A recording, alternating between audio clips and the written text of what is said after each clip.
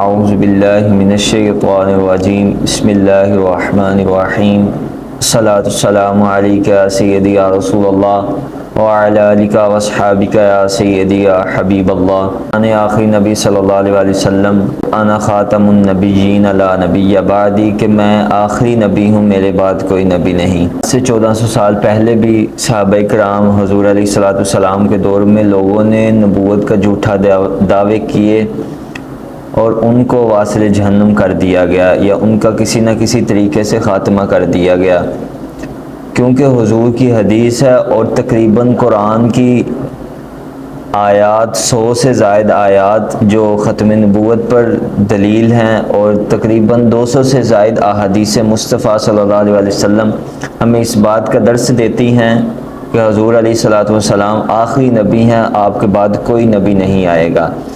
کوئی بہت سے جھوٹے نبوت کے دعویٰ دار آئے اور ان کا خاتمہ کیا گیا۔ حضور علیہ السلام کے دور میں مسیلمہ کذاب تھا۔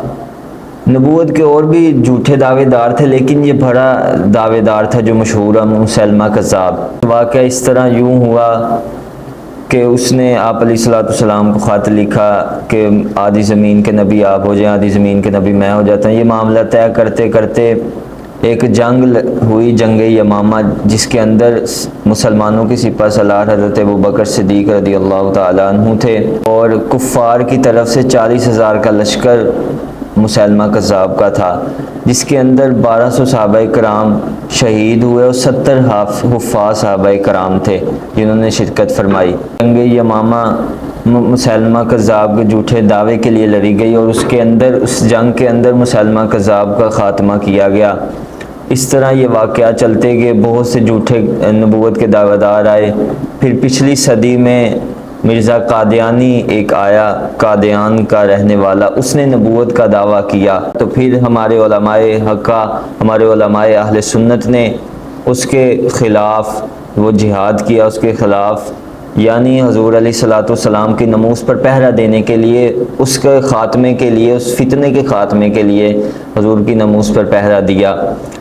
پھر 7 ستمبر 1976 کو یہ بات طے پائی، اور قائد ملت اسلامیہ امام شاہ احمد نورانی اور آپ کے رفقا مولانا عبدالستار خان احمد نیازی، اور یہ ذوالفقار علی بھٹو کا دور تھا، اور آپ کو ذوالفقار علی بھٹو کہنے لگا، اور آپ نے یہ دعویٰ کیا اور آپ نے یہ کہا کہ یہ اسلام کے بھی خلاف ہیں، اور نہ ان کی مسجد بنائی جائے، اور نہ ہی ان کا مسجد کا مینار ہو، اور نہ ہی یہ مسجد کا نام مسلمانوں کی مسجد جیسا رکھیں۔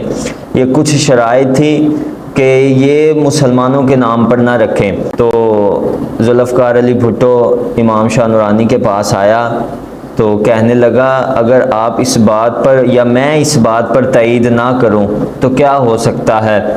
تو امام شاہ نورانی نے بڑا خوبصورت جواب دیا، فرمانے لگے، میں تو کر کچھ نہیں سکتا، لیکن جو ہمارے بڑوں نے آپ کے بڑوں کے ساتھ، ہمارے بڑوں نے آپ کے بڑوں کے ساتھ کیا، یعنی کہ حضرت ابوبکر صدیق کے دور میں نبوت کا اس نے جھوٹا دعویٰ کیا تو اس کو واصل جہنم کر دیا گیا، تو پھر آپ کا بھی یہی حال ہوگا۔ تو پھر سب سے پہلے جو سائن اس بات پر کیے امام شاہ نورانی قائد ملت اسلامیہ، علماء اہل سنت میں جن کا نام شمار ہوتا تھا، انہوں نے سائن کیے۔